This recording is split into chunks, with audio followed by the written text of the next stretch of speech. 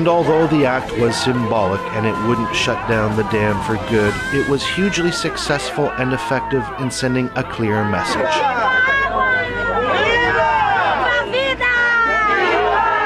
If a small, determined group could accomplish this in a day, imagine what a united world could do tomorrow. 2013ko ekainean Euskal Herriko Unibertsitateko Hegoa Institutuko eta Arantzadi Zientzia Elkarteko talde batek 8 beduino saharauien aztarnak aurkitu zituen Mendebaldeko Saharan. Pertsona horiek 1976ko otsailaren 12an erail zituzten tropa marokoarrek eta eraildako lekuan bertan obiratu zituzten. C'est pas tout le monde qui est venu ici pour le clandestinage, qui sont venus se réfugier chez vous. S'ils sont là, les Nations Unies n'ont pas pris des précautions pour leur prendre en charge. Qu'est-ce qu'ils pourront faire? Ils ne pourront rien faire. Ils n'ont pas de choix. Est-ce qu'ils vont se retourner dans la guerre? Les gens quittent dans la guerre pour venir se confier, mais si on ne peut pas garder leur humanité, on ne sait pas ce qu'on peut faire. On n'a pas de choix. Mais vraiment, moi, je suis déçu. Je suis déçu.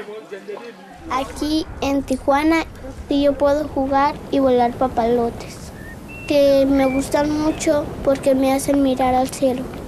Y allá no hay frontera.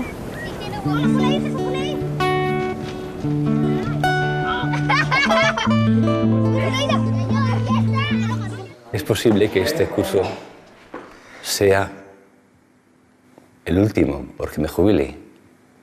Y me cuesta pensar que este pueda ser mi último calendario en el Colegio Gloria Fuertes. Venga, un aplauso para todos. Muy bien, muy bien. Venga, lo hemos logrado.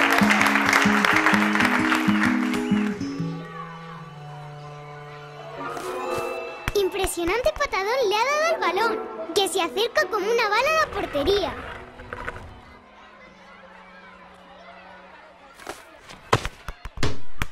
¡Gol! ¡Gol! ¡Gol! Un niño en la silla de ruedas ha metido gol. ¡Gol! Pero qué rara es María. ¿Hay algún problema?